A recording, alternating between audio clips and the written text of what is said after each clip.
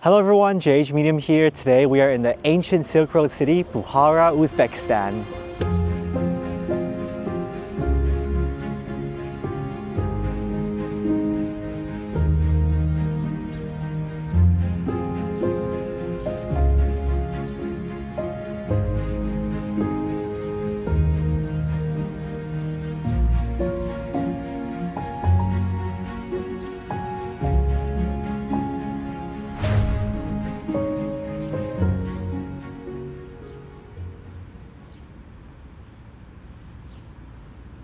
This morning we're leaving Tashkent and continuing our trip in Uzbekistan. We're going to take the slower train to Bukhara. It's going to take around 6 hours.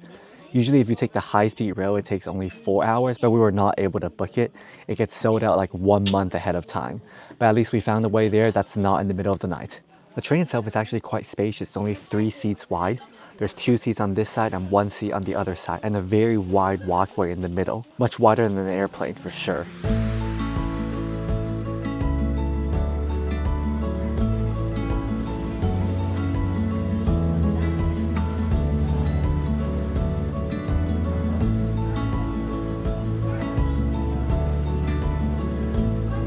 So we just dropped off our bags at our guest house and now we're walking through the streets of Old Bukhara. This is completely different from Tashkent. First impressions, Old Bukhara really feels like a city that's lost in time. Walking through here really doesn't feel like you're walking through a 21st century city. It's like we're traveling back to the ancient Silk Road times. It's so incredible. We've literally just been walking for like 10 minutes and I'm already so stunned. Look at that madrasa behind me. Here in the square stands two of Bukhara's most important buildings, the Miri Arab Madrasa and the Kalon Mosque. The madrasa was built in the 1500s and its name literally means Prince of Arabs Madrasa, named after an Arab sheikh who was an important leader of the Muslim community in Bukhara. And of course, the facade of the building is simply gorgeous. Every single piece of the mosaic comes together to form this perfectly elegant pattern. Today, this madrasa is actually still in use, so we're not allowed to go inside. Across from the madrasa is the Kalon Mosque, literally meaning big mosque. Here you have to pay a small entrance fee to enter. So we made our way inside the Kalon Mosque, which is a 12th century mosque here in Bukhara, and definitely one of the landmarks of the city.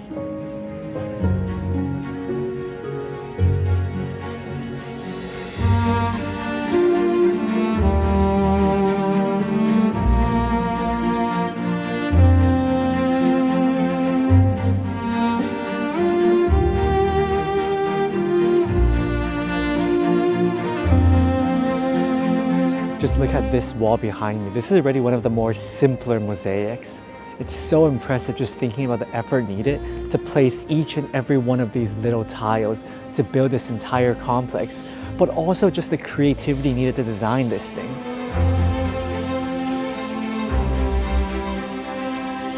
Right now, unfortunately, the mosque is undergoing renovation and restoration, so parts of it are boarded up. This renovation process is quite visible. You can see that the tiles on the bottom are newer, while the ones near the top are older. Even in modern times, it feels like a long and challenging project. I can't imagine what it must have been like to build this mosque hundreds of years ago. If you're an architecture lover, this really is like a paradise for you. Another stunning structure in the square is of course the Kalon Minaret. It's so impressive that it even survived the conquest of Genghis Khan. The story goes that when Genghis Khan invaded Bukhara, he saw the minaret and had to lean back to see the entire 48-meter structure. At that moment, his hat fell off to the ground and thus the conqueror had to bend over to pick it up. Genghis Khan said that he never bows to anyone, but this tower made him do so. So he ordered for the minaret to be spared from destruction.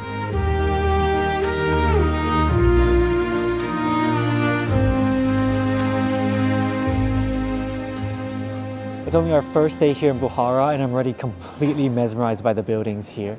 A few years ago, nobody really knew about Uzbekistan, but now of course it's a very popular tourist destination already. The buildings here really are a masterful piece of art.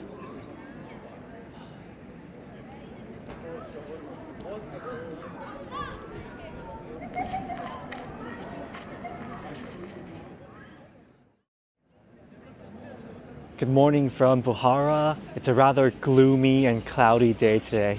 So this morning we're here at another madrasa. I've been saying this word madrasa quite a lot in this video. It's actually the Arabic word for school.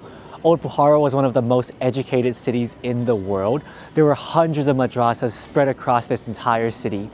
The whole city is this brown color scheme. The only really color you get are these beautiful carpets you see on the road, the beautiful pillowcases, and of course the madrasas. And since the city is so monochromatic, the color you get from the mosaic on these madrasas pop even more.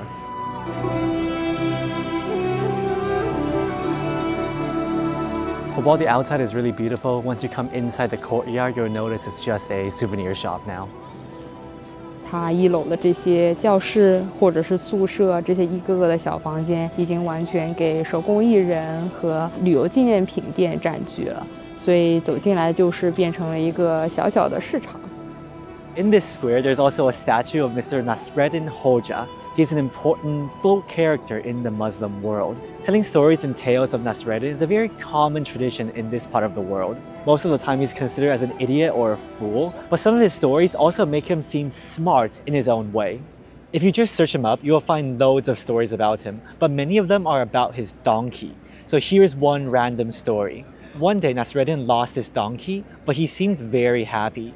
So the townspeople asked him, "Why are you so happy? You love your donkey so much." And Nasreddin replied, "I'm happy because I'm not on my donkey right now. If I'm on my donkey right now, I'd be lost as well. So I'm happy that I'm not lost."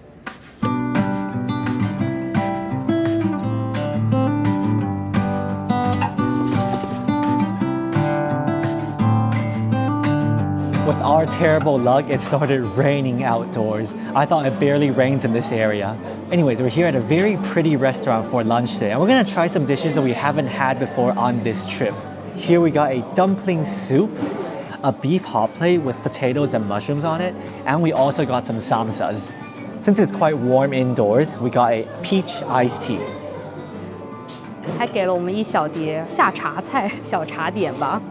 这个是某种糖，说不出来，但是贼甜。然后还有芝麻小坚果，这个我觉得很好吃。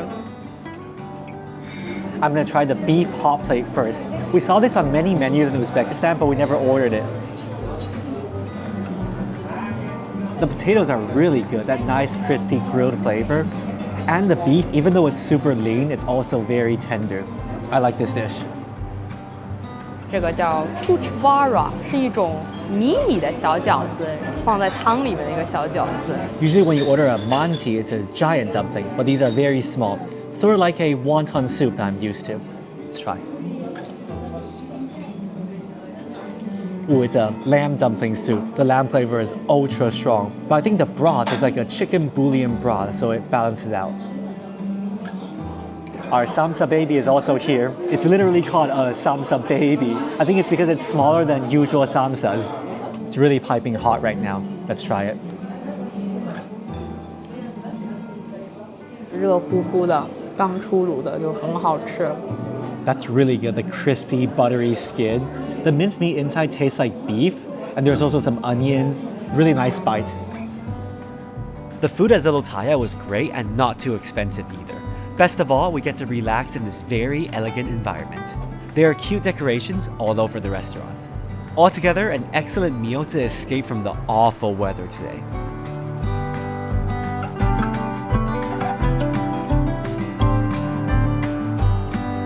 在古城里面，每走到几条路交汇的地方呢，你就会发现有一个这样大圆顶的建筑，它的名字叫做 Toqi， 是一个完全供人们来做买卖跟交易的地方。所以走进来就会有发现，这四面都有很多的小商铺，而且它有很多的出入口，四通八达。After looking at many of the stalls, Rika chose to buy this little coin wallet. They said the price was 60,000, but we got it down to 40,000, which is around $3. Well, honestly, we probably could have haggled even more, but we're not that good at haggling. 不管在这里买什么，至少都得来看看价吧。我觉得第一次报的价格肯定是有点水分的，但是花纹还是蛮好看的。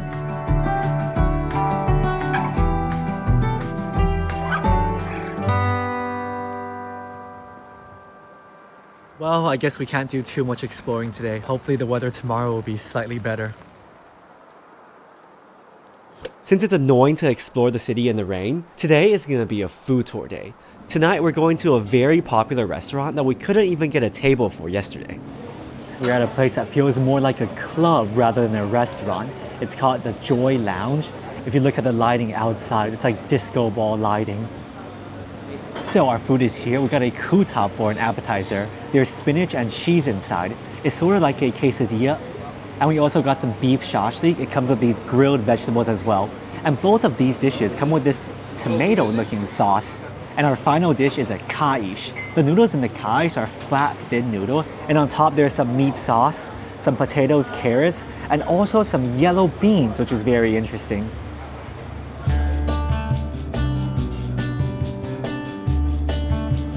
I'm gonna try the kutop. I thought it was gonna be similar to cheburek, but I think cheburek is actually puffier than kutop. So anyways, let's try it. I feel like you can find variations of this dish everywhere around the world. It's like a quesadilla or a gazleme, but the cheese and spinach wrapped inside a bread is just such a classic combo that it always tastes good. Okay, now time for the shashlik.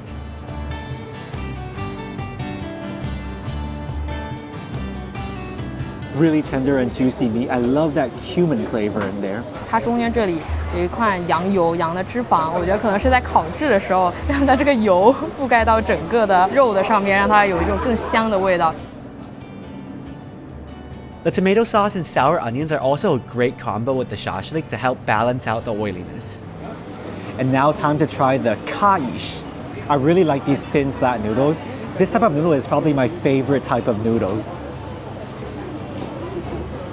Qayish is by far my favorite dish of the night.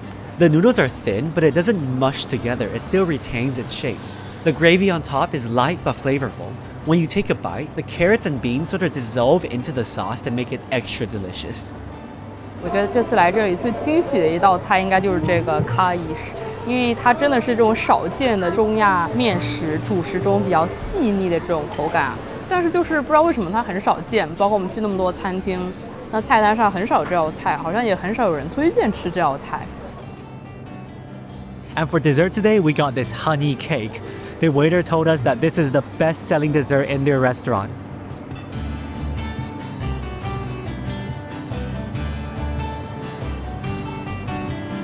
That is incredible. Medovik is such an awesome dessert. The filling is so creamy and buttery. You can taste the caramel and of course the honey. There are also nuts inside to give it a slight crunch. I think the recipe of this cake actually originated from Russia, but today it's also super popular among the former Soviet Union countries. Overall, the meal here today at Joy was excellent. It's probably one of the best meals we had in Uzbekistan so far. And it's not like the plov and lagman you'll find in other places. I mean, they also have that here. But we wanted to order some lesser seen dishes, and it was a good choice. 它整个环境呢也是比较宽敞、比较舒服。到晚上，我们现在这个时候还有很多人在表演和弹琴，就整个氛围很到位。就是可能得提前预定一下，因为它实在是太受欢迎了。即使我们现在并不是非常旺的旅游旺季吧，它还是坐满了。所以很推荐，如果来布哈拉可以来尝试一下这家餐厅。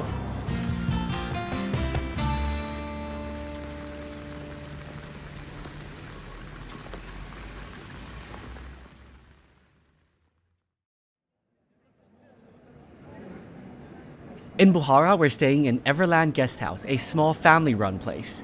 It's nice that every morning they have a simple breakfast for us, including lots of fruits. A great way to start our day. Even though it stopped raining today, it's still very cloudy. But at least we can explore the city again.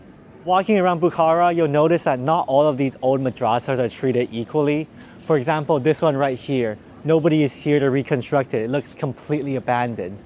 Funny enough, if you look on Google Maps, this madrasa is called the Forgotten Madrasa. After like a 20-minute walk away from the center of the old town, we reached our next destination, the Bolo Hauz Mosque.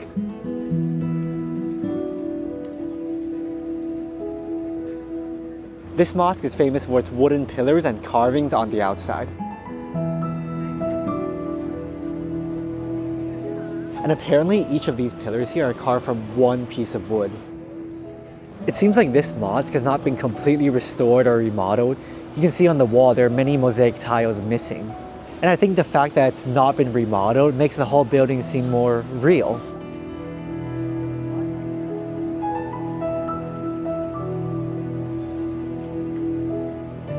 The name of the mosque, Bolo Hauz, literally means children's reservoir. You can see that in front of the mosque there is a small pond. In the past, this was actually used for drinking water. 像这种水池，它的水不完全是流通的，而且完全就是露天的敞开在这里，所以可想而知，它可能也并不是那么干净卫生了。久而久之，所以到苏联那个时期，就考虑到防止更多这种疾病的传播，他们就填埋了很多水池。这个可能也是所剩为数不多的几个之一了。看起来确实不怎么清澈。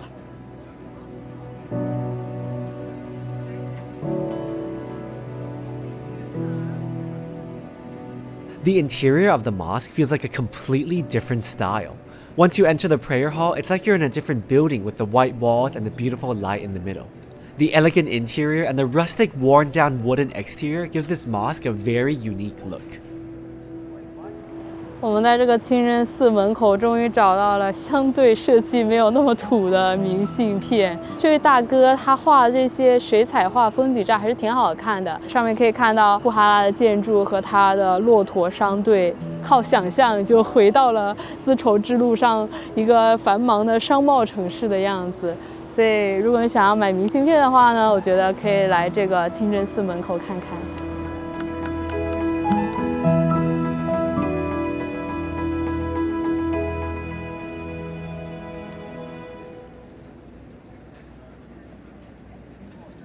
I feel like even in this rather disappointing weather, Bukhara is still very beautiful.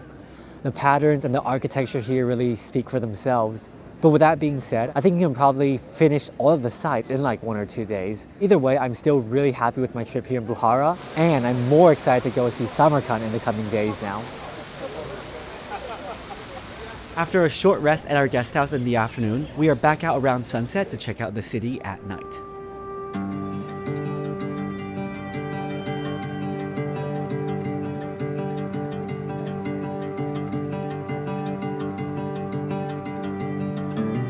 Now this building right here is very interesting. It's the Magoki Attori Mosque. It's one of the oldest mosques in Central Asia and one that wasn't destroyed during the Mongol invasion. If you look at this area around here, you'll notice this mosque is like 5 meters lower than the other buildings. Because of its 1,000-year-old history, during the 20th century when it was sort of rediscovered, it's been submerged underground in like dirt and sand for a very long time already. That's why it's also nicknamed the Underground Mosque. So over the years, it was like this mosque has sunk into the ground, completely being covered by dirt and sand. And in the 1900s, they finally excavated it again to find the facade nearly completely intact.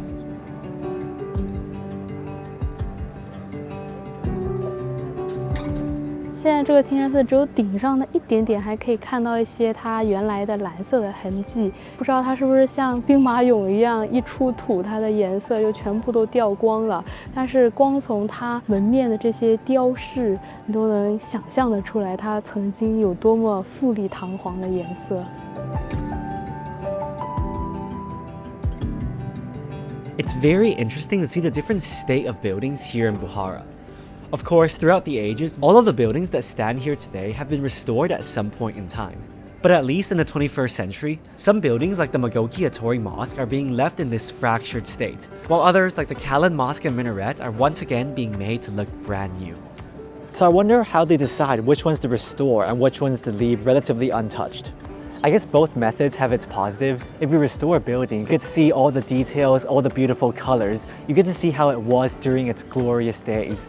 But if you leave it untouched, you can see how history has made its mark on this piece of architecture. You can see its age. You can see how this building has evolved throughout the years. I guess it's good that Bukhara has its balance of both.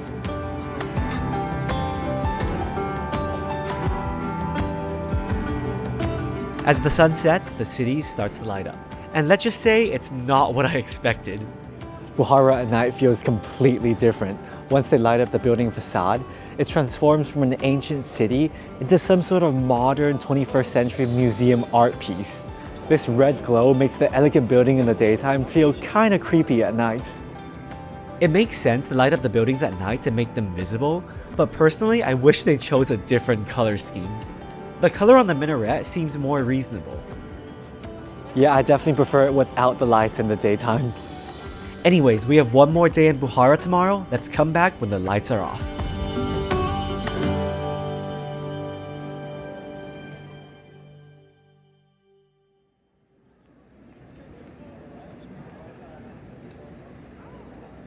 This morning, we're heading to a small but iconic madrasa just 5 minutes away from our guest house. The Chor Minor Madrasa.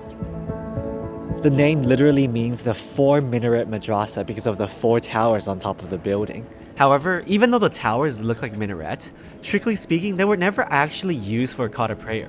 Instead, they are purely decorative and believed to represent the 4 major religious streams in the world.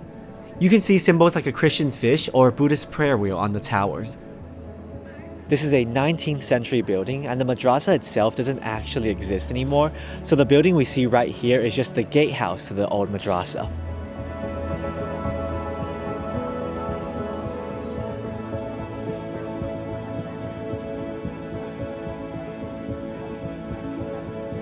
它顶上还有一个白鹭的窝，但是现在好像已经没有白鹭了，所以他们做了一个假的在上面，挺有意思的。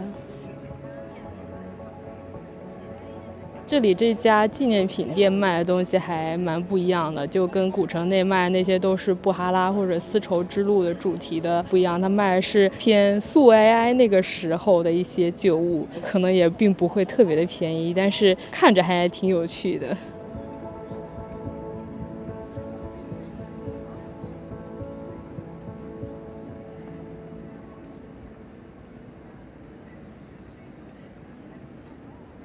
It's our last morning here in Bukhara, and just as we're about to leave, the sunshine is out. How unfortunate. Our train is at 4 p.m, so there's still a little bit of time for us to walk around the city during this beautiful sunlight. For lunch day, we're inside this courtyard. It might even be an old madrasa. We're gonna have one more meal before we leave Bukhara. 我觉得它的茶很好喝。他说这个就是 Bukhara tea， 有一点肉桂的味道，很香，也是这种偏甜的茶。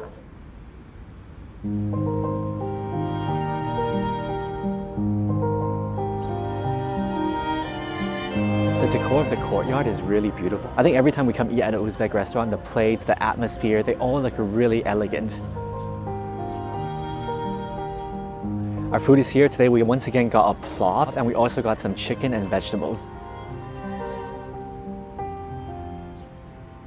We had plov many times on our trip in Central Asia already, but I feel like every time we order plov, it tastes completely different. In Almaty, when we had plov, there were lots of dried fruits on it.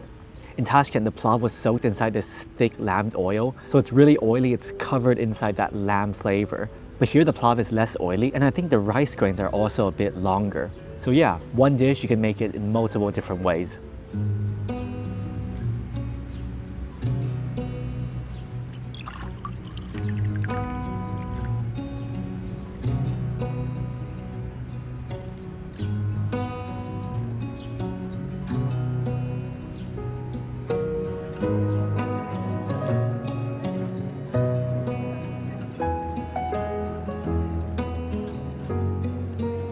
Now we made our way on top of the Ark of Bukhara. Originally, we weren't planning on coming up here because the weather has been quite bad, but I guess in the sunlight, it's worth it. You can see the Kalon Mosque behind me and the madrasa as well.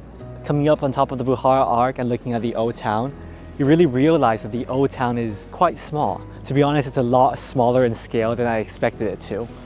Maybe because there's an open area over there, it's an archaeology site. So looking at it at this direction, it seems like there's a lot of empty space around the Kalon Mosque.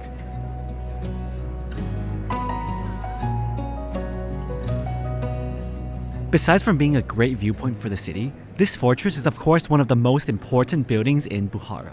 It is actually also one of the oldest, dating back to the 5th century. But of course, the Ark of Bukhara has been destroyed and restored many times throughout history. A large part of the building still remains an archaeology site.